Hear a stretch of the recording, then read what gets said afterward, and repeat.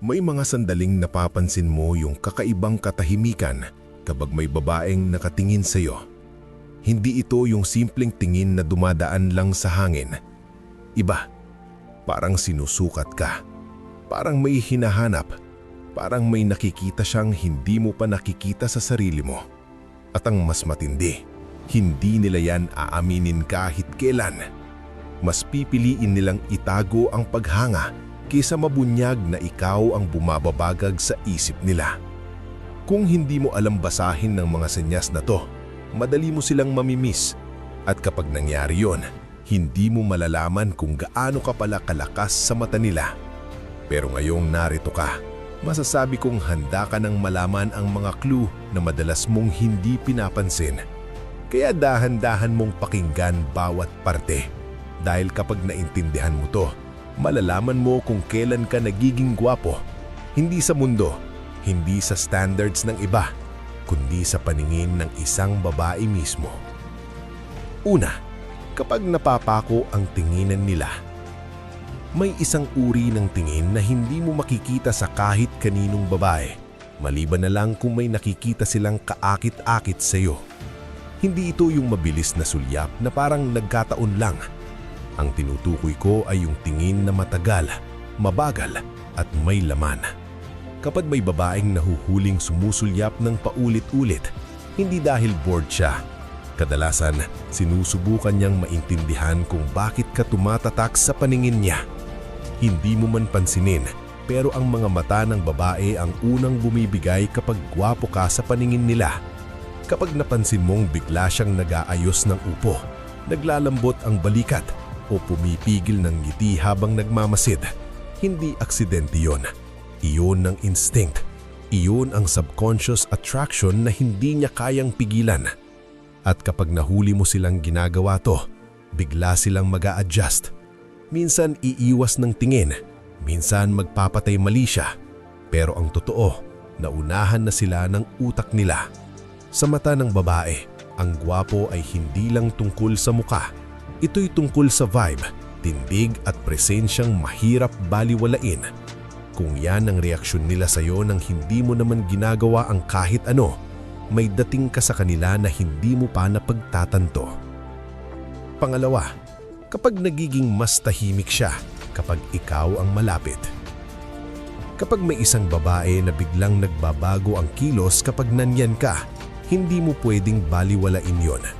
May mga babaeng buong araw maingay, kuwela, halos hindi nauubusan ng salita. Pero pagpasok mo sa eksena, para bang may humigop ng hangin mula sa paligid. Mas nagiging composed siya, mas controlled, parang bigla siyang namamalayan ang bawat galaw niya. Hindi ito simpleng hiya, ito'y tensyon na hindi niya maipaliwanag. Parang may biglang bigat sa hangin na siya mismo ang nakakaramdam. Minsan mapapansin mong nagiging mas maiksi ang sagot niya, hindi dahil suplada siya, kundi dahil ayaw niyang magkamali sa harap mo. Ayaw niyang may masabi siyang awkward. Ayaw niyang magmukhang sobrang excited. Ayaw niyang mapahiya. Yung dating diretso niyang tingin sa kahit sino, biglang nagiging mailap kapag ikaw ang kaharap. Parang gusto niyang tumingin, pero pinipigilan niya. Dahil baka mahalata mo kung gaano siya ka-conscious sa presensya mo. At pinakamapapansin mo, yung energy niya. Walang babae ang nag-iiba ng buong aura niya sa lalaking wala siyang nakikitang dahilan para maapektuhan. Kung ikaw ang nagpapatahimik sa isang babae, hindi dahil intimidating ka, kundi dahil may dating ka na hindi niya alam paano haharapin. Isa kang presensya na napapansin ng katawan niya bago pa ng utak. At yan ang uri ng tensyon na hindi madaling mawala, lalo na kung gwapo ka sa paningin niya. Pangatlo, kapag dinadamihan nila ang maliit na interaction, hindi lahat ng babae marunong maging direct, lalo na kapag may nararamdaman silang atraksyon. Kaya ang ginagawa nila, dinadamihan nila yung maliliit na paraan para lalabas na parang simpleng interaction lang. Yung tipong, "Uy, kumain ka na?" Kahit wala naman talagang dahilan para itanong. Yung bigla ka nalang babatiin ng hindi mo naman inaasahan. Yung magko-comment sa bagay na hindi naman espesyal, Pero ang dating ay gusto lang niyang makahanap ng dahilan para makipag-usap sa'yo. Makikita mo rin na kapag may grupo, palagi siyang may pahabol na remark kapag ikaw ang nagsasalita.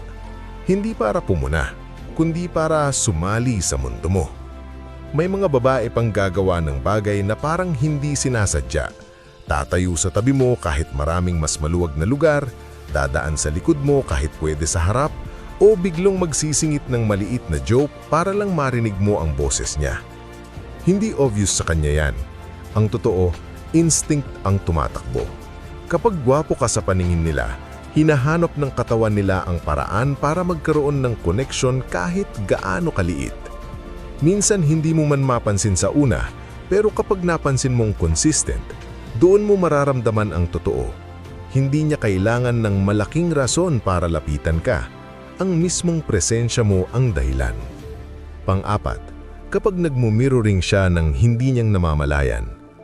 May mga babae na kayang itago ang nararamdaman nila sa salita, pero hindi nila kayang disiplinahin ang katawan nila.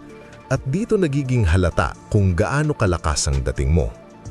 Ang mirroring ay hindi ginagawa ng sinasadya. Walang babae ang may oras para pagplanuhan na gagayahin ang galaw ng lalaki. Ito ay automatic response, isang tahimik na pag-amin na may epekto ka sa kanya kahit hindi ka nagsasalita. Kapag kasama mo siya at napansin mong pareho kayo ng timing, kung kailan ka hihinga ng malalim, kung kailan ka mag-aayos ng damit, kung paano ka uupo, hindi iyon simpleng sabay lang kayo. Ang utak niya mismo ang sumusunod sa rhythm mo. Para itong subconscious attempt na maging in sync sa presensya mo. Dahil ganito gumagana ang katawan ng taong naa-attract sa isang tao. Mas lumalakas ito kapag wala kayong direktang usapan. Kapag nasa iisang lugar kayo at pareo kayong tahimik, mapapansin mong tumatapat ang posture niya sa'yo. Kung tatagilid ka, tatagilid siya. Kung magre-relax ka, parang nawawala rin ang tension sa balikat niya. At kung magbabago ang energy mo, kahit kaunti, sumasabay siya. Hindi dahil iniisip niya, kundi dahil nararamdaman niya. Ang mirroring ay hindi ginagawa ng babae na walang interes. Hindi rin lumalabas to sa lalaki na wala lang. Kaya kapag malinaw ang pattern, kapag sunod-sunod mo itong nakikita, hindi mo kailangan ng malinaw na sign mula sa kanya. Ang katawan niya na mismo ang nagsasabi. At doon mo mapagtatanto ang totoo. Hindi mo kailangan magpakitang gilas para makaapekto sa kanya. Minsan sapat na ang presensya mo para ang buong sistema niya ay mag-adjust. At kapag umabot na siya sa ganitong level ng unconscious mirroring, hindi na simpleng paghangayan. May attraction na kumakapit na hindi niya kayang putulin kahit gusto niya. Panglima, kapag pinipili kanyang pansinin kahit hindi siya palamansin. May mga babaeng halos walang pakialam sa paligid. Mga babaeng hindi madaling ma-impress, hindi madaling ma-distract, at lalong hindi nagbibigay ng atensyon ng walang dahilan. Pero kapag sila mismo ang lumalapit sa iyo, kahit sa pinakamaliit na paraan, may ibig sabihin yon na mas malalim kaysa iniisip mo. Mapapansin mong nagiging mas aware siya sa iyo kaysa sa iba. Hindi naman kayo close pero parang may natural na concern siyang lumalabas. Minsan tatanungin ka niya kung may kailangan ka, minsan magbabato siya ng simpleng comment o tanong para lang malaman kung okay ka. Hindi obvious, hindi dramatic, pero consistent. Kapag ang babaeng hindi palamansin biglang nagiging attentive sa presensya mo, hindi dahil bored siya. Ito ay dahil hindi kanya ma-ignore. Ginagawa ang ayaw niya sanang gawin dahil may epekto ka sa kanya na hindi niya kayang takpan. Mapapansin mo rin na kapag may nangyari sa paligid, parang ikaw ang una niyang tinitignan. Kapag may biro, gusto niyang malaman kung natawa ka. Kapag may issue, gusto niyang malaman ang reaksyon mo. Parang gusto niyang i-match ang emotional temperature mo. At ang pinakamahirap itago, nagiging softer ang energy niya kapag ikaw ang kausap.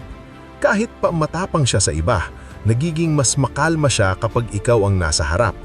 Hindi niya ito mapipigilan dahil ang taong may dating sa kanya ay nagiging center of gravity ng composure niya. At kapag napansin mo ito sa babae na hindi naman talaga expressive, Alam mong hindi ordinaryo ang tingin niya sa'yo. Pang-anim, kapag nag-aayos siya kapag ikaw ang kausap. Isa ito sa pinakamadaling makita pero isa rin sa pinaka-hindi nila sinasadya. Kapag ikaw ang kausap niya at napansin mong bigla siyang nag-aayos ng buhok, inaangat ang shirt para maging maayos ang fit, inaayos ang pagkakatayo niya o naglalagay ng konting space para magmukhang composed, hindi iyon simpleng habit. Kapag gwapo ka sa paningin niya, nagiging hyper-aware siya sa sariling itsura. Hindi dahil gusto niyang magpa-cute, hindi dahil may plano siyang magpapansin. Ang totoo, instinkto. Kapag may lalaking may dating sa isang babae, gusto ng katawan niyang maging presentable, maging maayos, maging attractive. Hindi niya kayang pigilan dahil automatic itong lumalabas. Mapapansin mo rin ang micro-adjustments, yung tipong nag-aayos siya ng necklace kahit hindi naman gumagalaw. Yung parang biglang nalalagyan ng meaning ang simpleng paglipat ng buhok sa likod, yung paghawak sa balikat, yung pag-straighten ng posture. Mas nagiging obvious ito kapag bigla kang lumapit or bigla kanyang nakita unexpectedly. Parang may jolt na mangyayari sa katawan niya. Minsan may maliit na ngiti, minsan may pilit na composed expression, pero pareho lang ang ibig sabihin. Gusto niyang maayos ang itsura mo sa paningin mo. At kung kaya mong baguhin ang kilos niya sa loob ng 2 segundo, hindi mo na kailangan ng malinaw na kumpirmasyon. Attraction na ang gumagalaw para sa kanya. Pang-7. Kapag hindi kanyang kayang i-ignore kahit nagpapakalamig ka. Ito ang senyales na hindi natatakpan ng kahit anong pride, logic o acting. Kapag pinipili mong maging detached, neutral at malamig, pero napapansin mong siya ang hindi mapakali, dito mo makikita ang tunay na bigat ng presence mo sa kanya. May mga babae na marunong umiwas kapag gusto nilang umiwas, pero iba ang nagagawa ng lalaking may dating sa kanila. Kapag nagpakalayo ka, parang mas lalo silang hinihila pabalik sa presensya mo. Kahit ayaw nilang magmukhang obvious, gumagawa sila ng paraan para mapalapit. Bigla silang may tanong, bigla silang may comment, bigla kang babatiin kahit wala namang dahilan. Hindi nila ito ginagawa para magmukhang clingy. Ginagawa nila dahil naiirita sila sa curiosity na hindi nila kayang pigilan. Kapag hindi ka nagpapakita ng interest, nagiging mas malakas ang epekto. Nagiging misteryo ka at walang mas nakakahook sa babae kaysa sa lalaking hindi nila mabasa pero hindi rin nila maiwasan. Mapapansin mo rin na kahit hindi ka nakatingin, gusto nilang makita kung kumusta ka. Titingin sila sa direksyon mo ng paulit-ulit, hindi mapakali ang kamay. Nag-iiba ang energy nila kapag nandyan ka. Parang mismong katawan nila ang lumalapit kahit sinusubukan nilang maging composed. At doon mo mararamdaman ang totoo. Kapag hindi ka kayang i-ignore ng babae kahit ikaw mismo ang naglalayo, hindi lang sila curious, nahuhulog sila sa presensya mo kahit ayaw nila. At yan ang pinakamatinding senyales na gwapo ka sa paningin niya. Kung napansin mo ang kahit isa sa mga senyales na to, hindi mo kailangan ng validation mula sa kahit sino. Hindi mo kailangang pilitin ang sarili mo o manghula kung may nakikita ba talaga siya sa'yo. Dahil ang babae, kahit gaano siya kagaling magtago, laging may lumalabas na pahiwatig kapag may lalaking umaapekto sa kanya nang hindi niya kayang kontrolin. At dito, nagiging malinaw ang totoong tanong. Alam mo ba ang halaga ng presensya mo? Dahil minsan, hindi mo kailangan maging maingay, hindi mo kailangan maging agresibo, at hindi mo kailangan magpakitang gilas. Kapag may natural kang dating, lumalabas yan kahit wala kang ginagawa. At ang babae, kahit hindi niya aminin, nararamdaman niya yan ng mas malalim kaysa sa iniisip niya. Kung nakita mo na sa kanya ang mga senyalas na to, isang bagay lang ang sigurado, may impact ka sa kanya. At sa mundong puno ng distraction, bihira ang lalaking may ganitong uri ng tahimik pero malakas na presensya. Ingatan mo yon.